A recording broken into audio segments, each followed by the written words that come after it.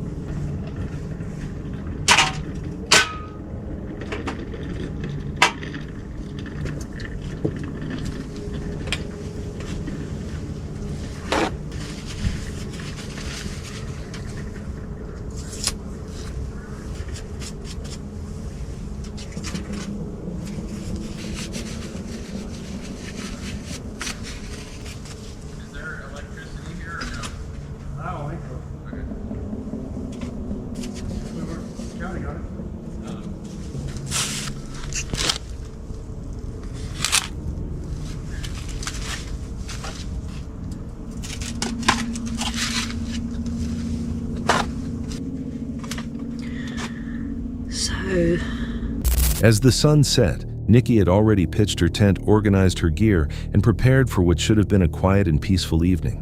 But that calm didn't last long when several vehicles pulled into the campsite.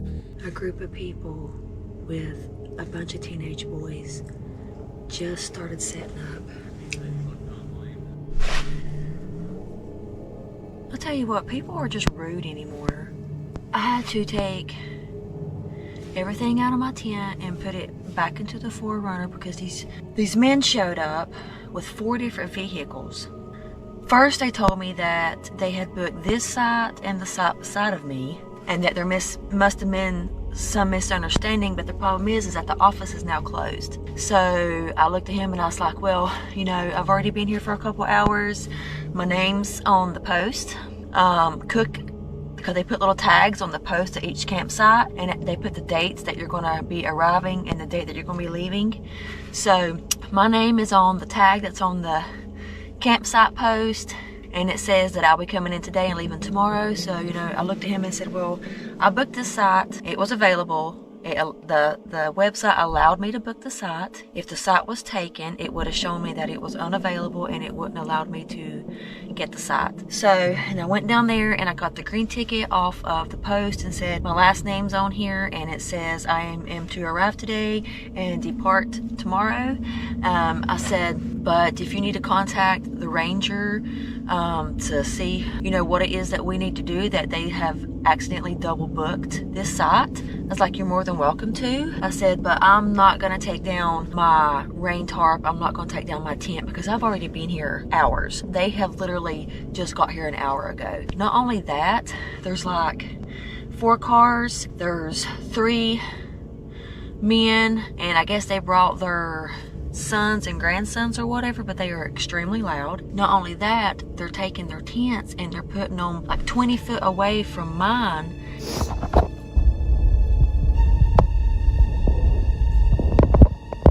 I just decided to pack all my stuff up out of my tent. I left my tent outside and put everything back into the back of the 4Runner, and I'll just stay back here tonight, which is okay because A group of men and teenage boys arrived, loudly claiming that the site had been double booked, even though her reservation tag clearly showed her name and dates. They began unloading their gear and setting up multiple tents just 20 feet from hers. The noise, the number of people, and the sudden intrusion left her feeling outnumbered and uneasy. Rather than risk confrontation, Nikki chose the safer option. She packed up her belongings from the tent, stored everything back in her vehicle, and decided to spend the night in the back of her 4Runner instead. By morning, rain had moved in. Nikki packed the rest of her gear, made a cup of coffee, and took a short hike before heading home. What was meant to be a calm solo trip became a reminder that not all risks in the outdoors come from nature. Sometimes they come from other people.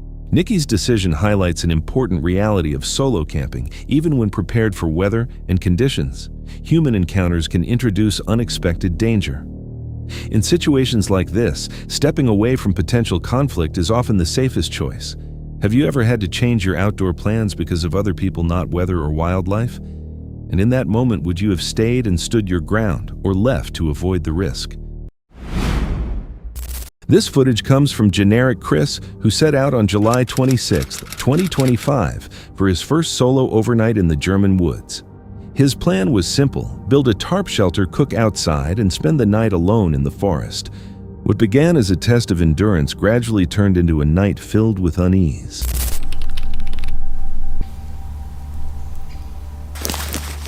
So, I brought a tarp because it will rain today.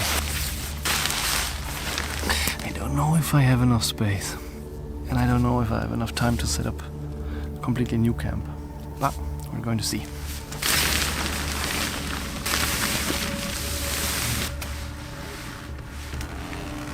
Alright, so that side is easy. You just put it through here. But I don't have internet here, so at least I took like screenshots of all the stuff, like the knots and everything. I'm really proud of that one though. I have done a trucker's hitch and another hitch, whatever. You hear that? It's really good and the tension. Very nice. So you shouldn't just throw your stuff on the ground. It will get caught up. Right, both sides are secured. So my biggest fear in this trip just came real, man. There were people there. I mean, I'm just chilling, like in the hammock, and there's people walking their dog.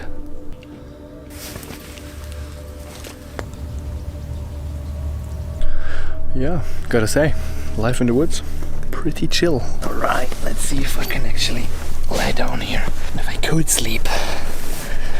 Oh yeah. Bro, that is almost too comfortable. It's been raining all day. It will rain in the night.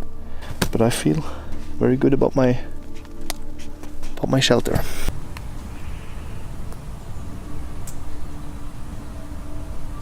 Chris set up his shelter using a tarp, hanging a hammock beneath it and securing everything against the rain. While checking his setup, he suddenly realized how exposed he was when strangers passed nearby with their dog. The moment broke the sense of isolation and reminded him how vulnerable a solo camper can be. As night approached, the forest filled with unfamiliar sounds. Although he tried to convince himself they were natural, the uneasiness remained. As darkness deepened, he admitted that the silence... I don't know what I expected, but it's really quiet. You can just sit here. Just do nothing. Nice. Just wanted to check how obvious it is from further back, and it's pretty damn fucking obvious. Swinging like this is actually kind of relaxing.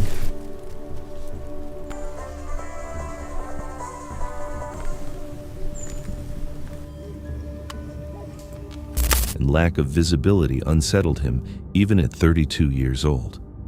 Wild boars were the most logical concern, but what weighed on him more was the fear of the unknown in the pitch-black forest. Just so many fucking weird noises. Yeah, let's see if I really sleep here the whole night. It's going to be fucking creepy, man. Yeah, it's very creepy, I'll say that. It's fucking creepy here. Yeah, I don't know if you have noticed, but I'm not an outdoors guy, so this is all pretty new to me. Never done this before. Mosquitoes are coming out, but yeah, I got the mosquito net, I guess, for that. Gonna use it if I have to. I'd rather sleep without the net, honestly, because this forest fucking creeps me out. Okay, so this is the final setup from the inside. Well, not final. But I've put this side down too, so it's like an A shape. Just past 8, but it's already getting cold. I got this thing here, and in the car I got the sleeping bag, but I'd rather not go and get the sleeping bag, honestly. So then I gotta find my way to the car and back here. And as I said, not the most outdoors person. I don't know what I expected, like there's nothing much to do here. There, those were the noises. Just then. Oh man, there's like I'm in the middle of Germany, so there's like nothing here that could actually harm me except like wild boars. But weird how that goes. Like, I'm 32 years old and still I'm afraid of like being in the forest when it gets dark. Later, while walking back to his car to grab his sleeping bag, something far more unsettling happened. Chris noticed the distinct scent of another person, human, unmistakable, and not his own. The realization that someone else might be nearby filled him with dread. That same feeling returned again later, as if an unseen presence was moving through the trees around him.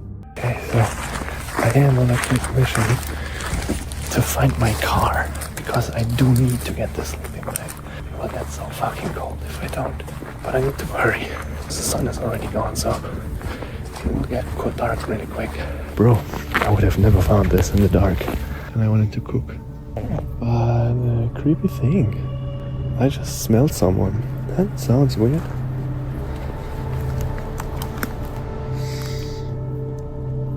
But you know how some people, it's not like bad smell, like just body odor or like their smell. And it didn't smell like me. Oh. It is getting creepy again. Fucking weird.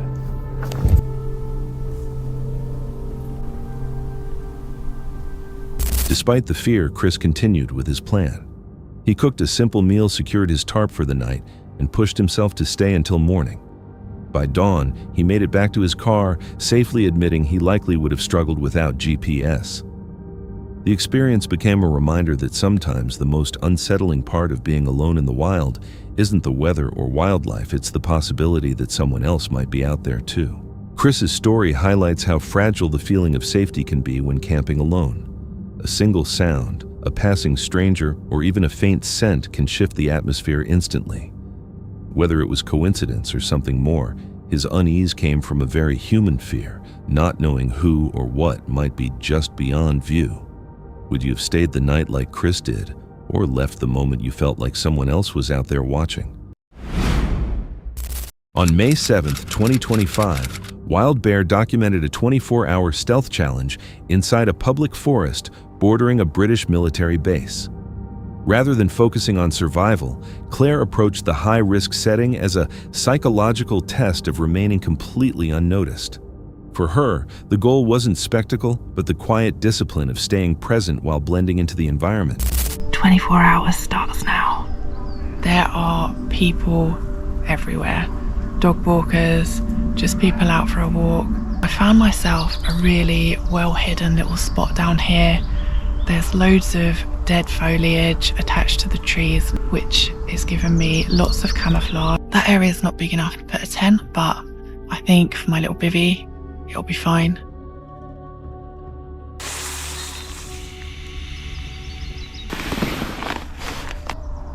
Yeah, I'm really happy with that. Really stealthy, really nice and well hidden and low profile. I've got to clear a nice area so that I can boil water, all this dry stuff. Of course, you don't want that getting anywhere near your stove, so I've decided to have for my dinner chicken curry and chocolate pudding with chocolate sauce.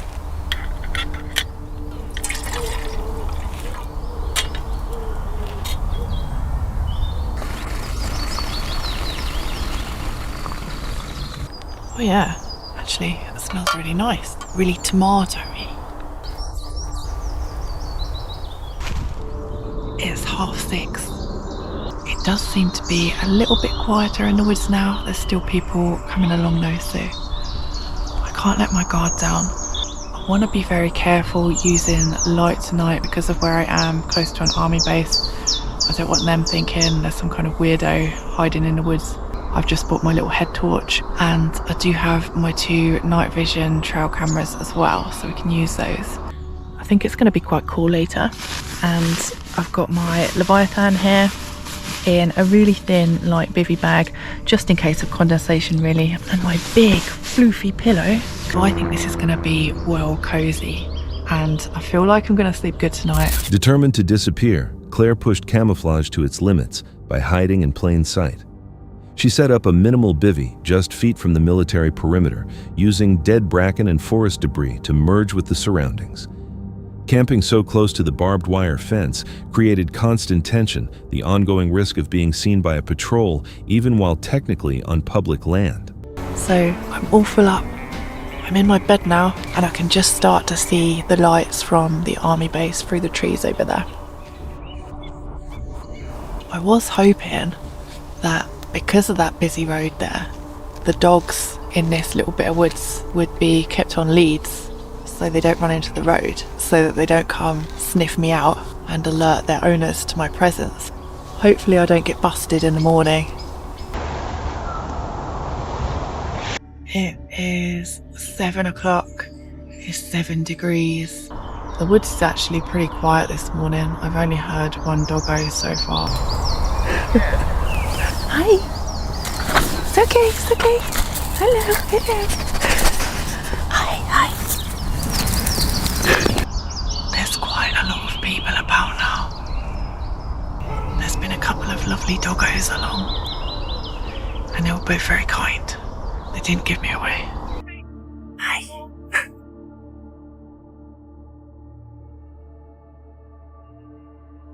Okay, it is 10 o'clock. I think I'm gonna have coffee with whitener and try some of these biscuits. Oh, there's people over there.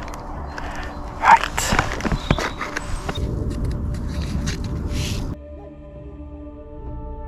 Brown biscuits, peanut butter. It is 11 o'clock. I've got 1 hour left. I can almost taste the victory. I think I'm going to start putting the rest of my stuff away now and then just lay low for the last hour.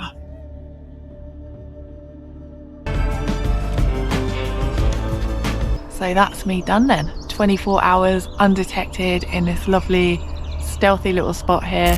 The real challenge came not from the military, but from everyday people using the trail.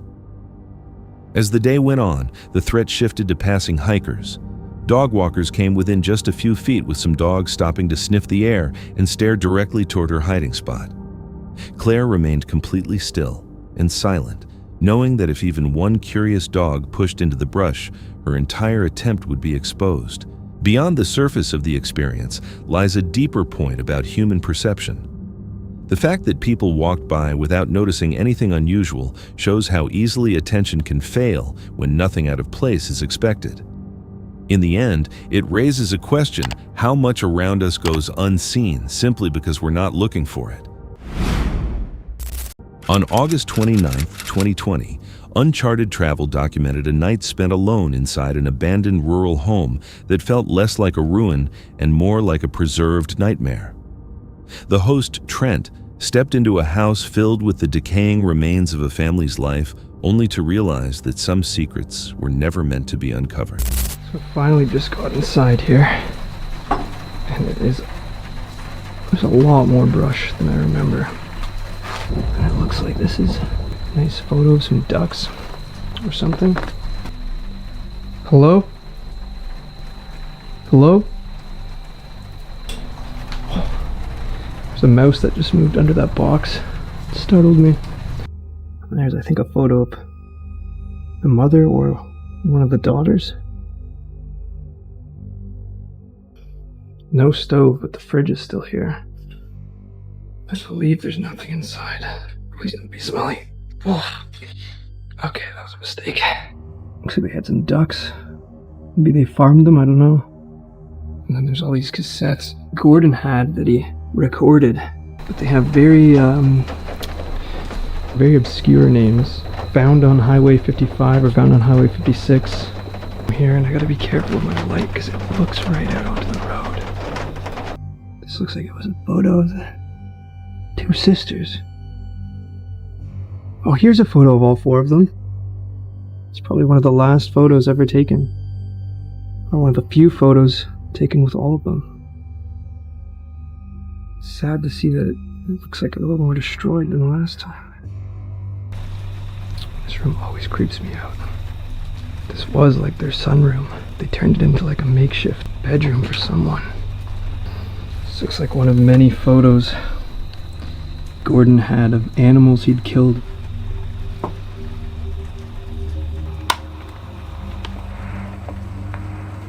This is a Thursday night.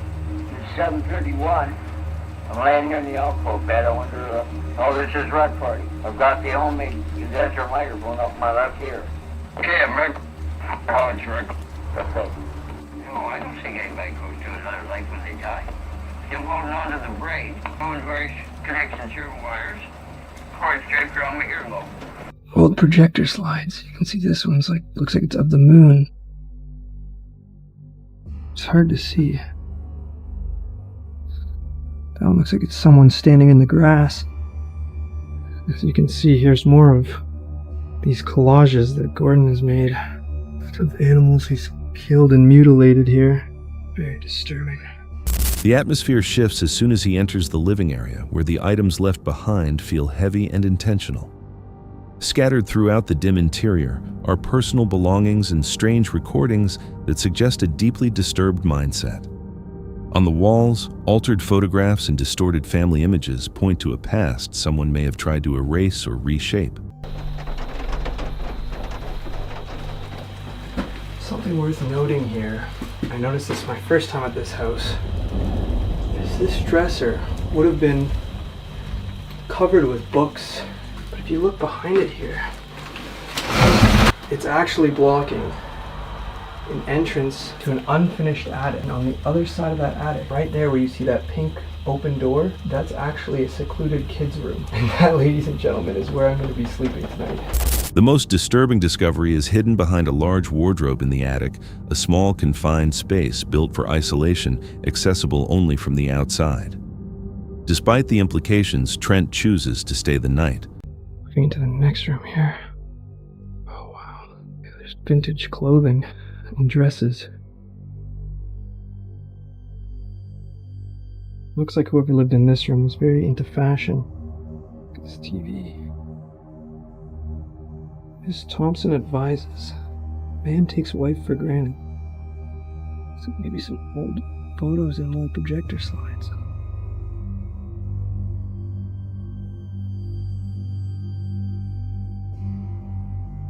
It looks fairly empty, which is a disappointment. But as darkness settles in, the house begins to change. Loud, erratic noises echo through the metal pipes, a frantic scraping that carries through the walls. Oh my god, there's something living in that pipe.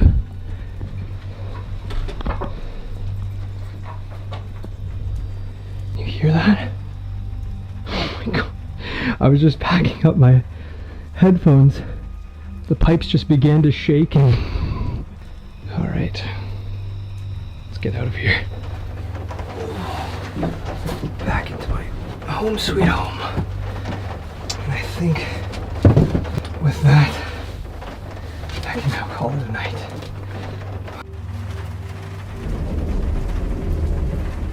I don't know if it's just the storm, it's picked up a lot here, but there's like a loud banging sound downstairs. I might have to go check it out. I don't know. It's really hard to sleep in this house. I keep hearing something running around out here. There's nothing, I don't know what it is. It sounds like it's scurrying. So it looks like I'm gonna have to close this door for tonight. I don't want raccoon visitors during the night. The outside lock is still working. I could lock myself in here. This house just doesn't want to give me that. The worst part about these alones is not actually going these places and not like, I have no problem exploring the creepiest depths of each of these places. Like tunnels, no problem. Creepy basements, no problem. Oh my god, I'm getting woken up like you don't even understand. It's just like echoing off this chamber. Oh my god, you guys can't see this right now. Oh, shoot. This cameraman. I hope that wasn't a person. Hello? Okay, so this was that bang you just heard. You know that shelf that was sitting right here that I pushed out of the way that was blocking the entrance to this attic? It just almost took a tumble down the stairs. And it scared the life out of me. How the hell did this thing fall? I thought I gave it enough space on the ledge where it wouldn't have... The tension peaks when the heavy wardrobe, the only barrier blocking the exit, suddenly crashes down the stairs without any clear cause.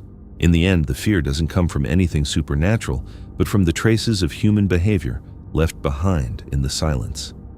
It raises a disturbing question.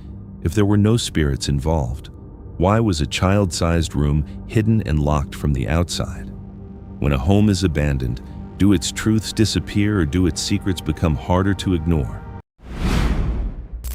Guided by locals, a camper was directed toward an old iron-gated entrance, a place where children often claim to witness strange activity. Curious to see for himself, he set out to explore the woodland beyond, determined to find out whether the unsettling stories held any truth. Up the banking, and then you'll see like some woodland. She says kids often complain about seeing strange things there.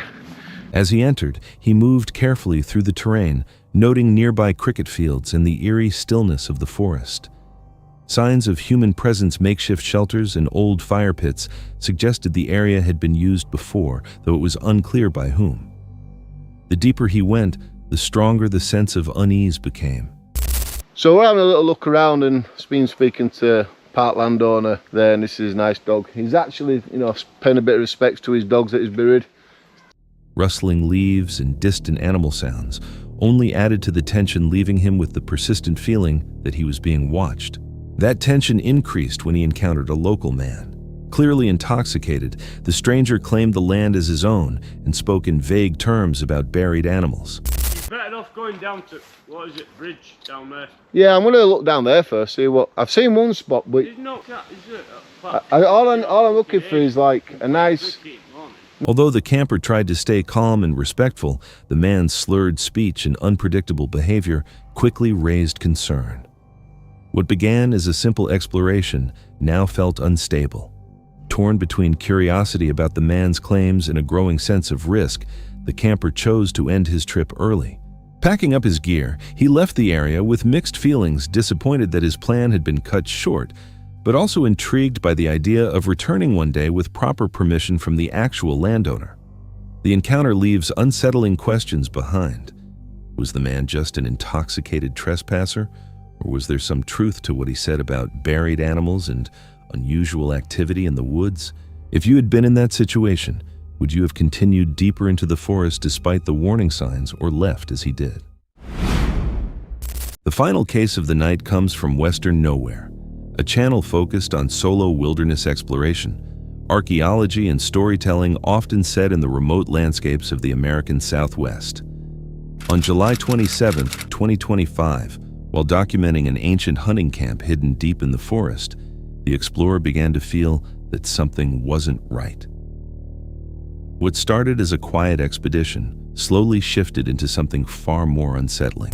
Wow, this has clearly been worked. This thing's 750 years old, at least. And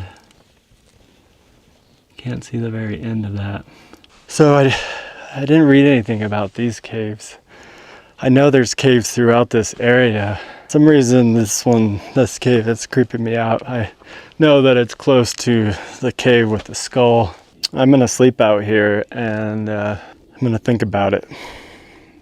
One, it's not safe because I'm by myself. Two, it's very tight. And three, my emergency GPS, well, it doesn't work underground. So these rocks seem stacked. Oh yeah. I mean, that thing's small. Seeing something white back there. think it's just a rock. I can't tell. So that's 3 caves. And it's starting to get very late in the day. It's probably 15 minutes of light left. I have a hike back to my truck. These caves are tempting to investigate. And I think I'm gonna watch this sunset for 10 minutes and then I'm gonna hike back to my truck. There's something powerful about being here. So right below me, that's the ceiling of Skull Cave. I know there's more of their objects, their tools, the things that they made stashed in these rocks. I don't know where they're at, but you could almost sense that they're here. And I think of the sounds that went on here as there was life here. There's this quote I think of from this great documentary called Peter and the Farm. And Peter said, "Life announces itself with force, but death is always the same." And he's referring to the silence of death. And I choose to think about the announcement of life, of the sounds that carried on and played out here, of laughter that no doubt went on out here. So standing among the ruins and caves, he observed stacked stones and signs of early habitation, evidence of a hunting site that could date back centuries. Although he considered spending the night inside one of the caves, he quickly ruled it out.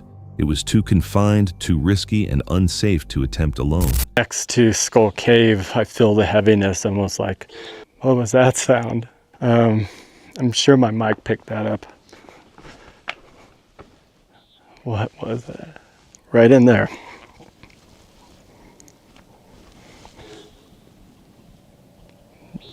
Now it's over here. Well, that was creepy. It sounded like a 10-foot tall bullfrog. I still don't believe in Bigfoot. And I'm gonna tell myself that while I'm sleeping out here tonight. What is that sound?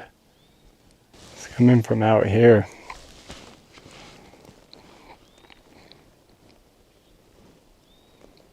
Is it a bear? Well, so I've heard bears before. Kind of sounds like it. It sounds deeper. And I've heard cows make really strange, creepy sounds, but not like that. The sun just left. I mean, you'd have to just laugh, right? I'm not going home. I'm gonna spend the night out here. I was gonna camp here on the edge of, what is that? I camp here on the edge of, I camp here on the edge of, what is that? I got the chills. Okay, well, enough talking. I'm gonna stay here for 5 more minutes. Quiet. I'm gonna record. See if I could get a clear recording of this thing when I'm not talking.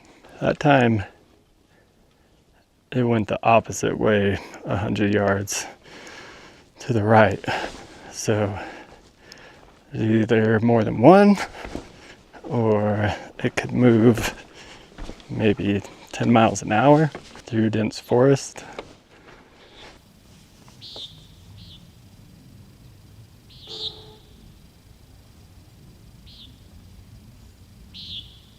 Instead, he set up camp near a cave known as Skull Cave.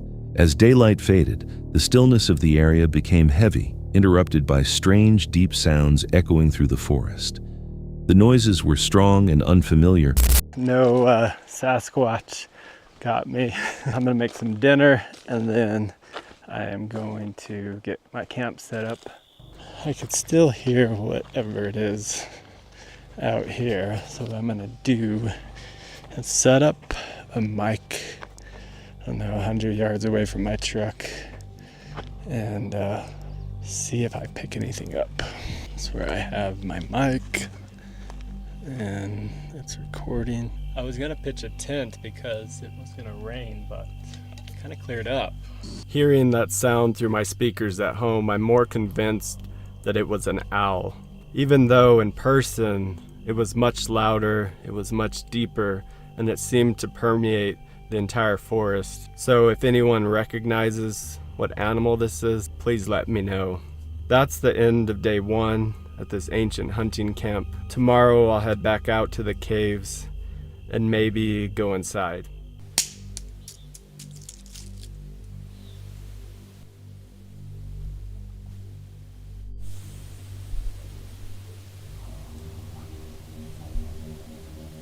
unlike typical wildlife calls.